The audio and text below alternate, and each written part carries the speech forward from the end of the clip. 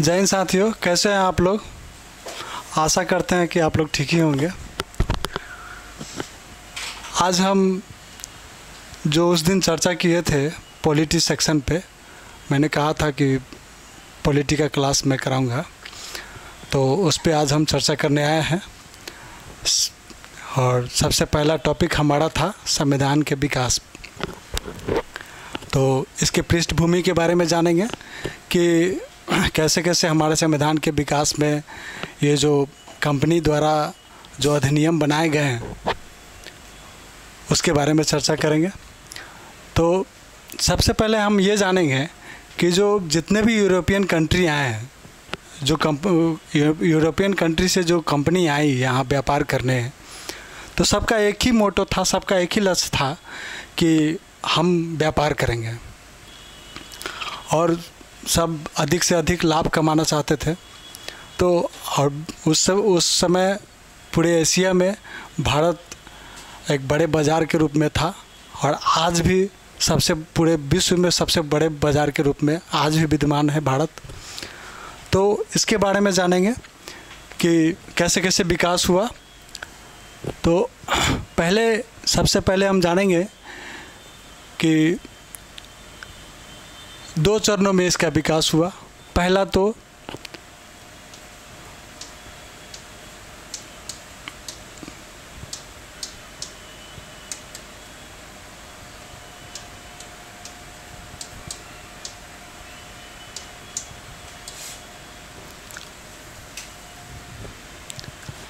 East India company,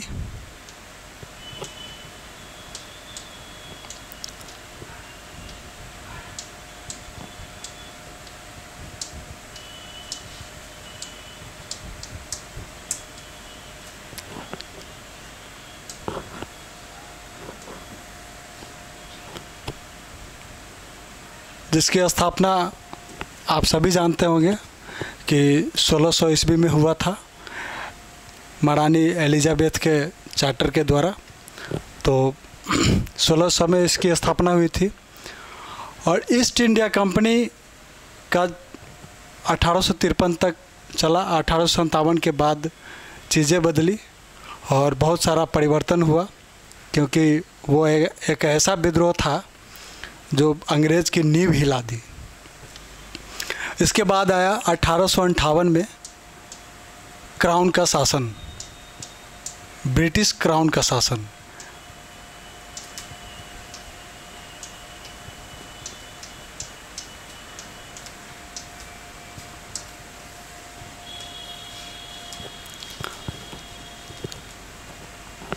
यहाँ पे सबसे पहले ये जानेंगे कि जो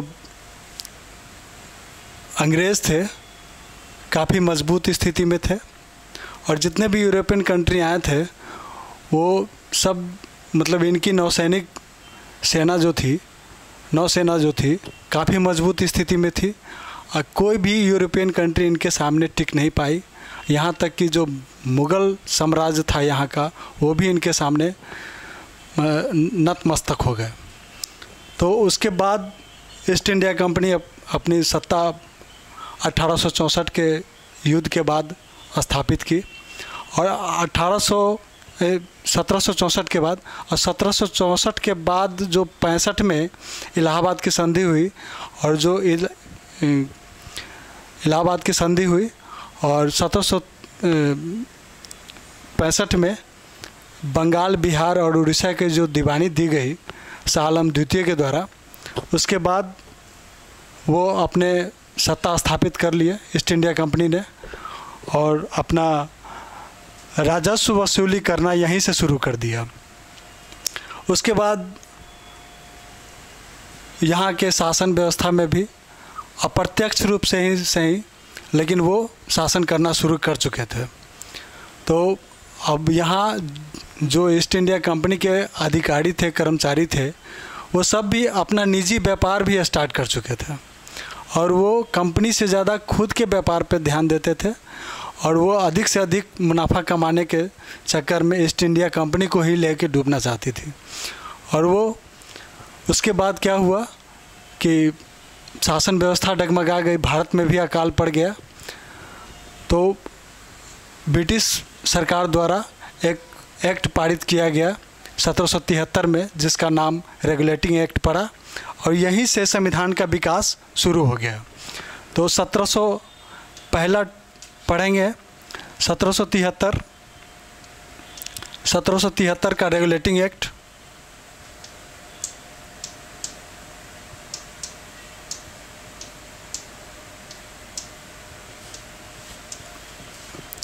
दूसरा है, इसी को मतलब इसमें सुधार लाने के लिए 1781 में एक एक्ट पारित किया गया जिसका नाम एक्ट ऑफ सेटलमेंट एक्ट रखा गया। ये भी चार्टर एक्ट है और इसका नाम एक्ट ऑफ सेटलमेंट एक्ट।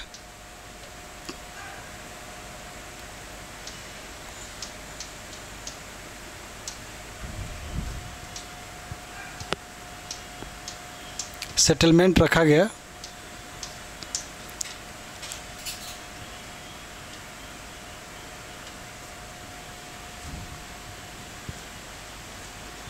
इसको आगे कैसे बढ़ाएंगे सर?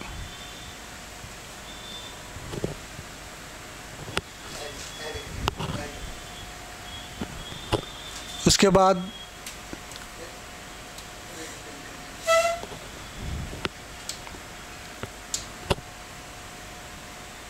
पिट्स इंडिया एक्ट आया।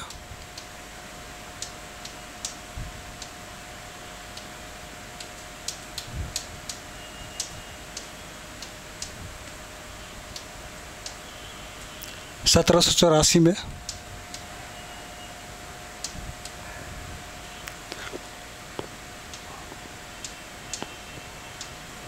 इसके बाद 1793 में 1793 में एक चार्टर एक्ट पारित किया गया।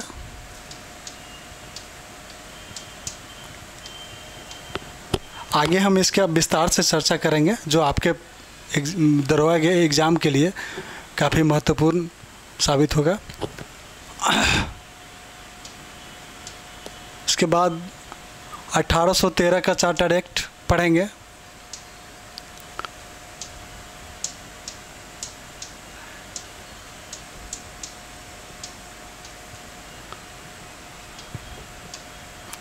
फिर 1833 का चार्टर एक्ट।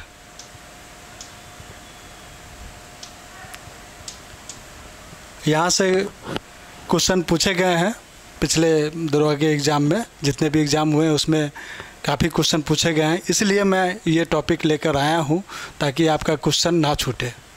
मैं अपने तरफ से पूरे प्रयास कर रहा हूँ कि आपका क्वेश्चन एक भी ना छूटे, उस व्यू से मैं काम कर रहा हूँ।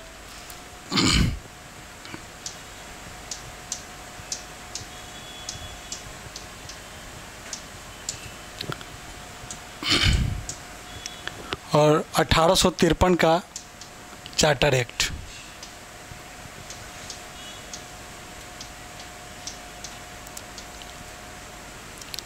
ये हो गया जब ईस्ट इंडिया कंपनी शासन कर रही थी, तो उसमें यूरोपीय ब्रिटिश सरकार द्वारा कहा गया कि शासन आप ही करेंगे, लेकिन विधि हम बनाएंगे, कानून हम बनाएंगे, उस कानून के अंतर्गत ही आपका शासन चलेगा भारत में।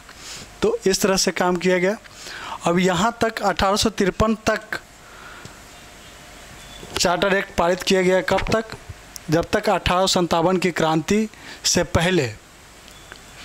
जब 1857 की क्रांति हुई तब ब्रिटिश क्राउन का शासन आया और यहीं से ब्रिटिश ईस्ट इंडिया कंपनी की मतलब उसके अधिकार को पूर्ण रूप से समाप्त कर दिया गया 1858 के बाद।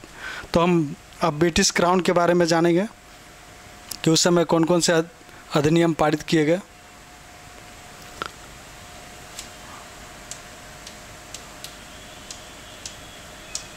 ब्रिटिश क्राउन का शासन।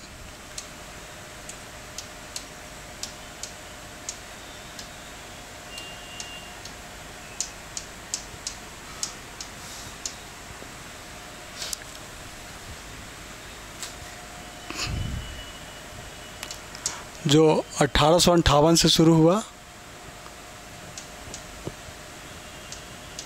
1858 का भारत शासन अधिनियम। अब यहाँ चीज़ें बदल गई, तो भारत शासन अधिनियम नाम पड़ा।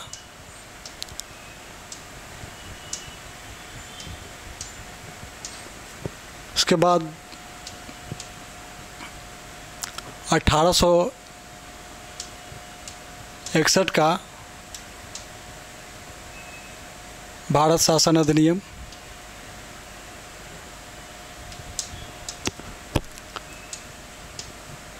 1892 का भारत परिषद अधिनियम।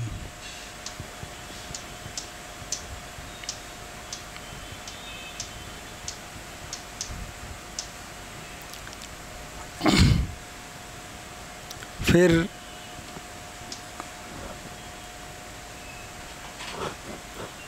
1909 का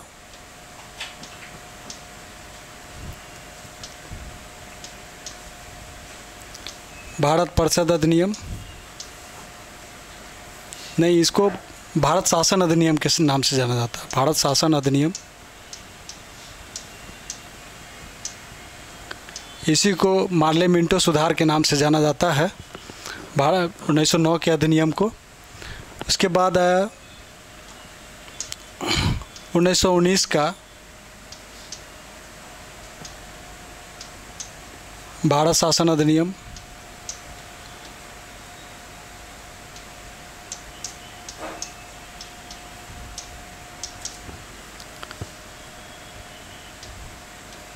फिर 1935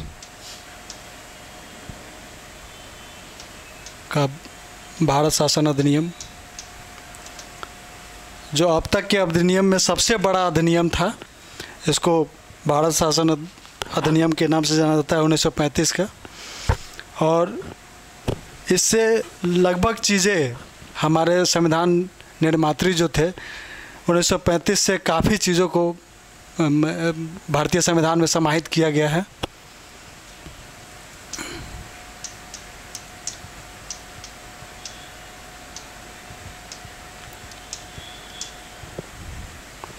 और लास्ट है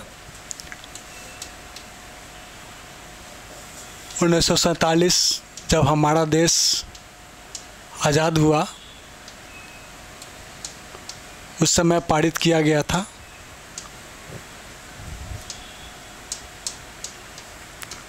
और अंग्रेज़ों ने भारत को सत्ता हस्तांतरित किया था।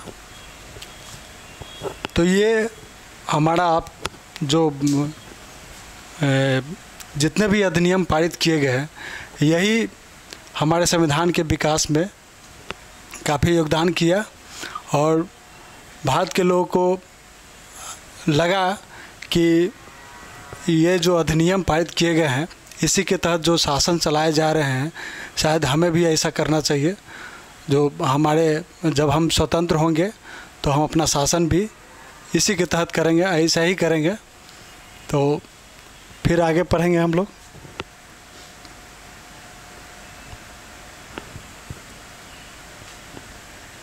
अब हम चलते हैं, जो इससे महत्वपूर्ण क्वेश्चन पूछे जाते हैं, इसलिए मैं इसको विस्तार से आपको पढ़ाने जा रहा हूँ। तो पहला है ईस्ट इंडिया कंपनी के अधीन जो पारित किए गए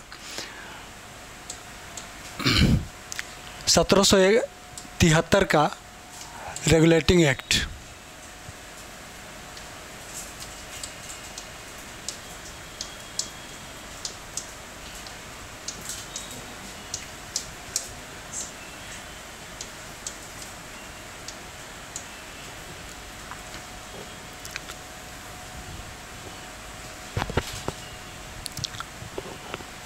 इसमें जानेंगे कि सबसे पहले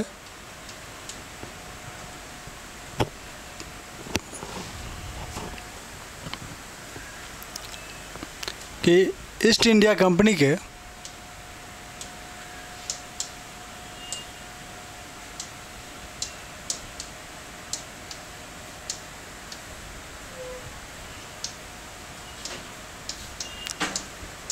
ईस्ट इंडिया कंपनी के शासन पर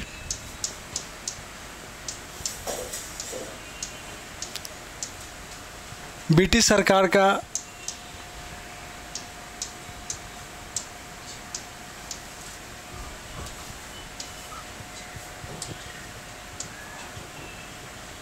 आधिपत्य कहिए या नियंत्रण कहिए स्थापित किया गया।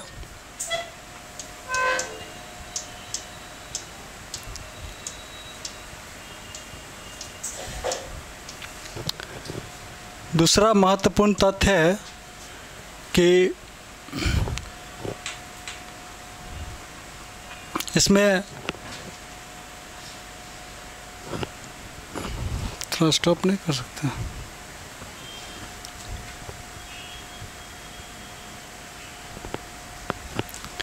बंगाल के गवर्नर को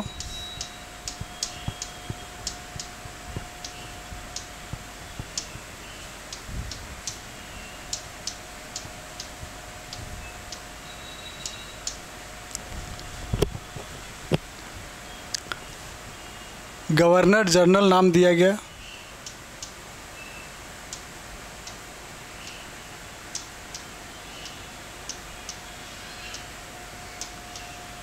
नाम दिया गया।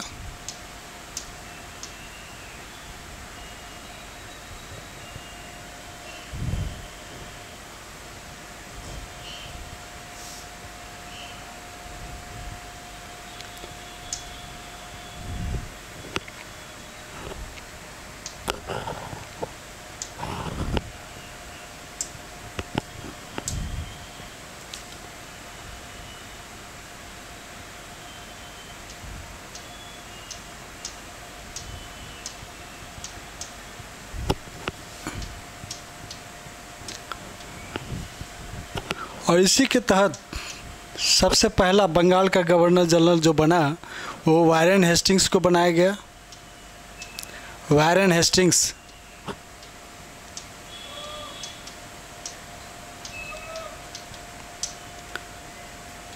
को बनाया गया।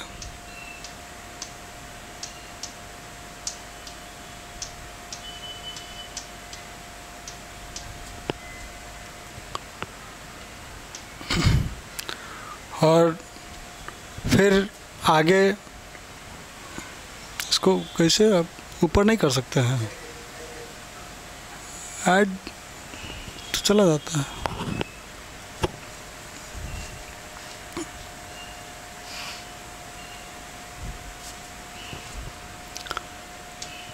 और वारेन हेस्टिंग्स ने क्या किया,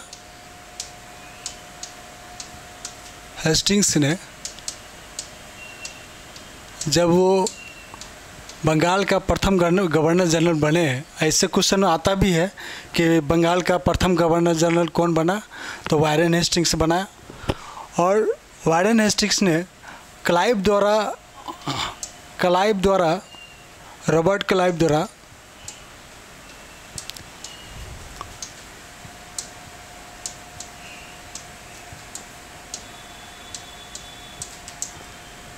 रॉबर्ट क्लाइव द्वारा चलाए गए द्वैत शासन को समाप्त किया गया।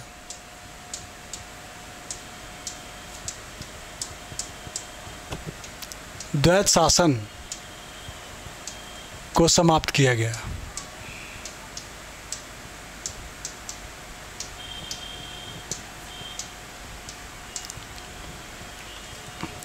ये 1773 का रेगुलेटिंग एक्ट में पारित किया गया और इसके अधीन ये प्रावधान किए गए। फिर आगे है 1781 का, दूसरा है 1781 का चार्टर एक्ट, जिसको एक्ट ऑफ सेटलमेंट एक्ट के नाम से जाना जाता है। पिछले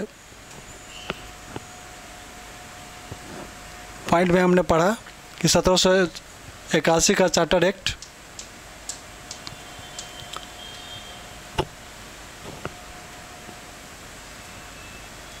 इसमें प्रावधान किया गया कि जो रेगुलेटिंग एक्ट की कमियां हैं उसको दूर किया जाएगा। जो रेगुलेटिंग एक्ट की कमियों को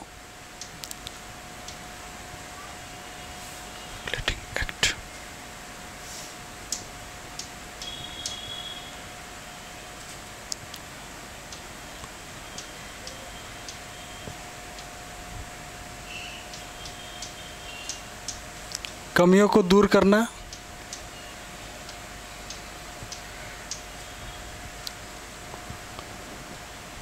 दूसरा था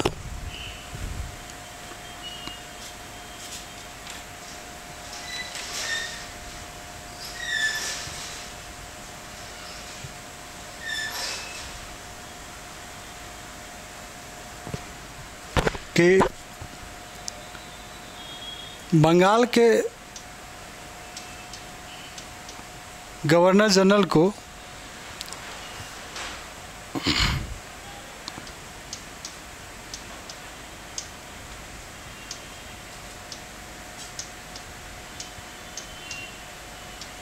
को यह अधिकार दिया गया कि वह बिहार,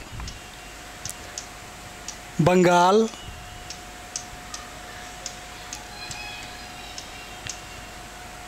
एवं उड़ीसा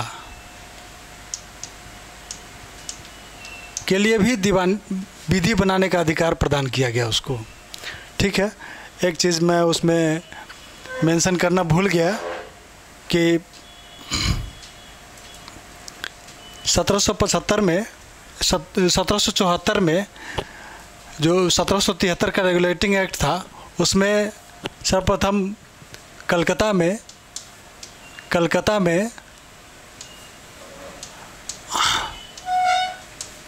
एक उच्चतम न्यायालय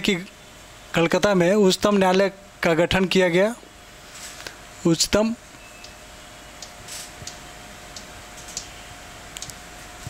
न्यायालय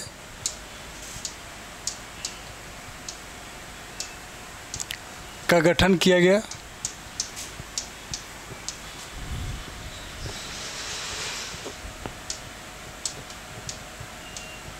किया गया 1774 में। इसके प्रथम मुख्य न्यायाधीश बनाए गए सर एलिजा एम्फे को।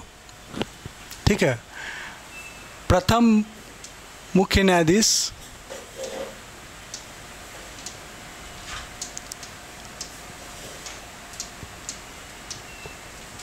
सर एलिजा एम्फे को बनाया गया।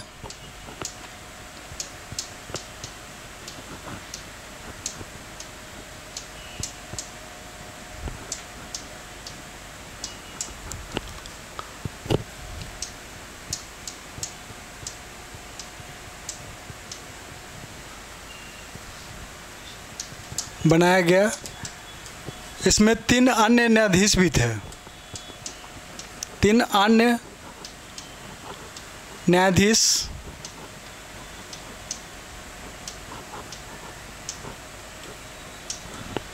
जो जिनका नाम चैम्बर्स, लिमेंस्टर एवं हाइड था। तो ये एक पॉइंट छूट गया था मेरा 1773 के एक्ट में।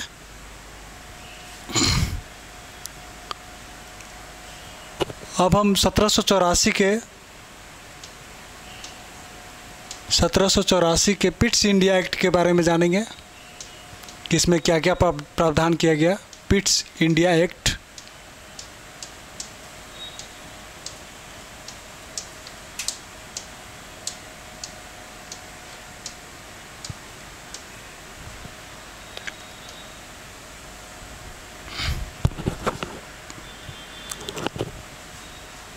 इसमें सबसे महत्वपूर्ण प्रावधान यह किया गया कि बोर्ड ऑफ कंट्रोल और बोर्ड ऑफ डायरेक्टर का गठन किया गया, जिसके अलग अलग कार्य थे। आइए हम जानते हैं। बोर्ड ऑफ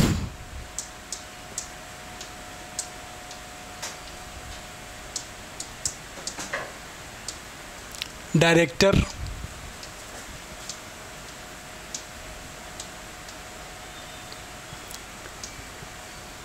इसका कार्य था कंपनी के व्यापारिक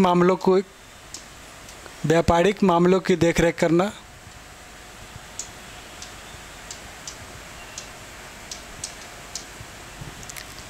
और दूसरा था बोर्ड ऑफ कंट्रोल।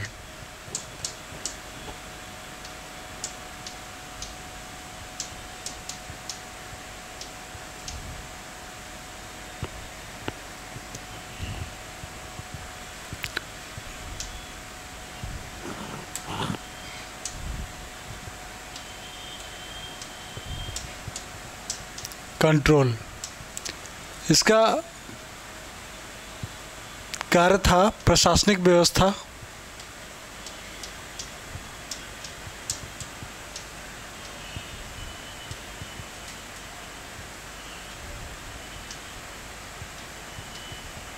की देखरेख करना। तो यहाँ इसका काम था कि जैसे दीवानी मामले और फौजदारी मामले,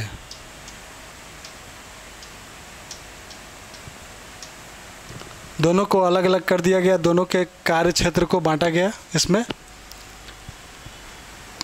अब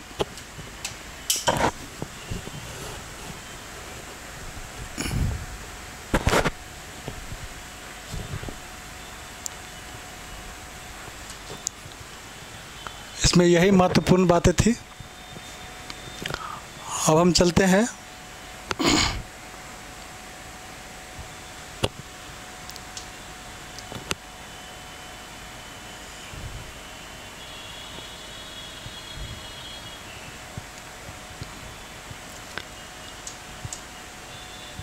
अठारह सौ 13 के चार्टर एक्ट पे।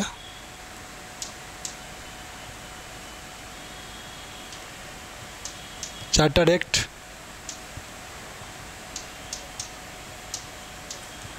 जिसमें दो महत्वपूर्ण बातें थी कि ईस्ट इंडिया कंपनी का जो व्यापारिक अधिकार था, ईस्ट इंडिया कंपनी के व्यापारिक अधिकार को समाप्त कर दिया गया। ईस्ट इंडिया कंपनी के व्यापारिक अधिकार को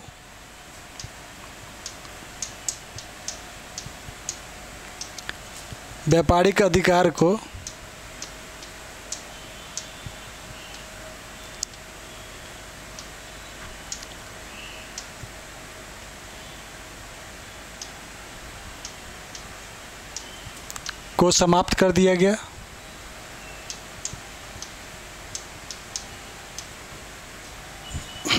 केवल चीन के साथ व्यापार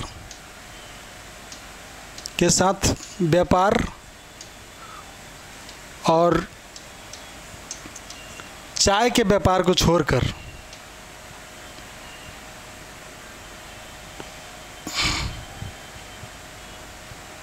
चाय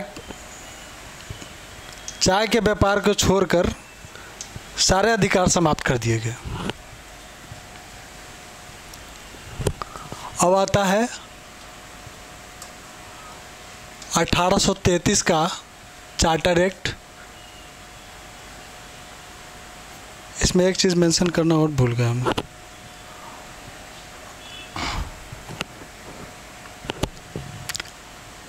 उसमें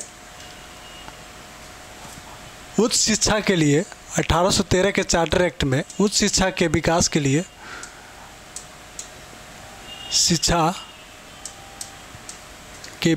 लिए विकास एवं विस्तार के लिए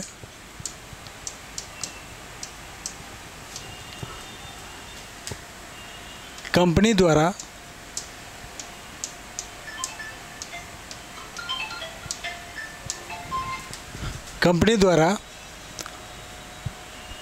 प्रतिवर्ष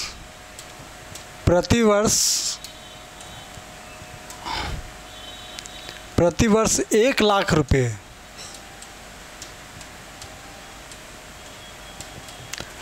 रुपए खर्च किए जाने का प्रावधान किया गया।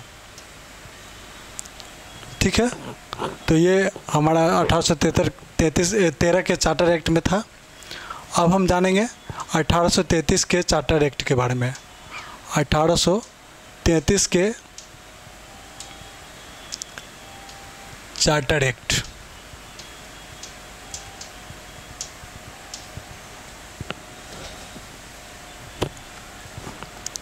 अब यहाँ यह प्रावधान किया गया कि जो चीन के साथ चाय का व्यापार था, चीन के साथ व्यापार और चाय का भी व्यापार को भी यहाँ उसके अधिकार को समाप्त कर दिया गया कि अब ये ईस्ट इंडिया कंपनी ये भी व्यापार नहीं कर सकता है। अब जो भी करेगी वो ब्रिटिश सरकार के द्वारा जो भी बोर्ड ऑफ कंट्रोल और बोर्ड ऑफ डायरेक्टर का गठन किया गया था वो सारे मामले की देखरेख वही करेगी। तो यहाँ ये बात हुई, उसको पूर्ण रूप से माना जाए तो पूर्ण रूप से व्यापारिक अधिकार को समाप्त, पूर्ण रूप से व्यापारिक अधिकार को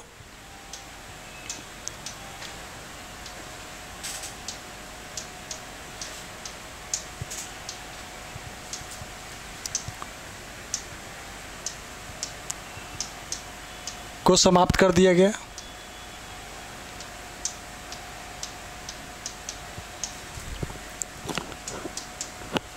दूसरा देखेंगे कि 1835 में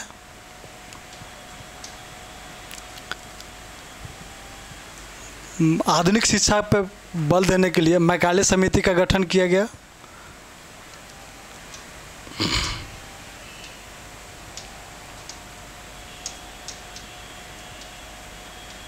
मैकाले समिति का गठन किया गया जो विधि आयोग के सदस्य भी थे। और यहीं पे 1843 में दास प्रथा का अंत भी किया गया। दास प्रथा का अंत भी किया गया। तो ये 1833 के महत्वपूर्ण जो तथ्य हैं या फैक्ट है वो ज़्यादा ज़रूरी है।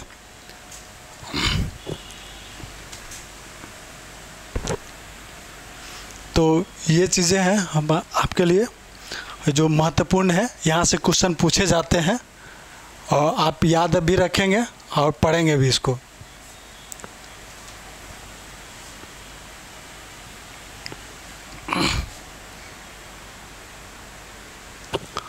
अब हमारा आता है 7वां है 1853 का चार्टर एक्ट।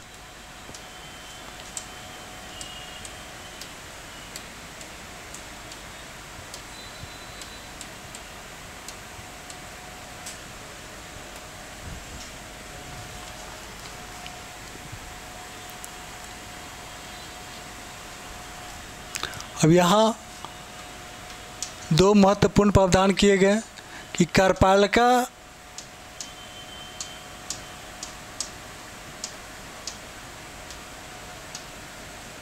और विधायिका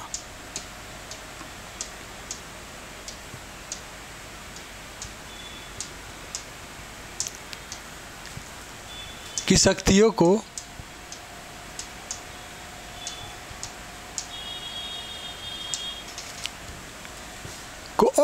पृथक किया गया।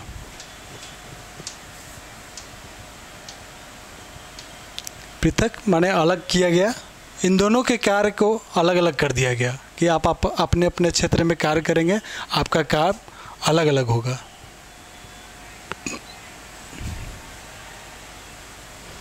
ठीक है, तो ये चीज़ है। और एक पृथक विधान परिषद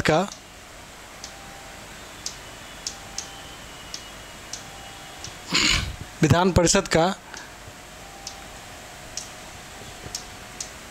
गठन किया गया।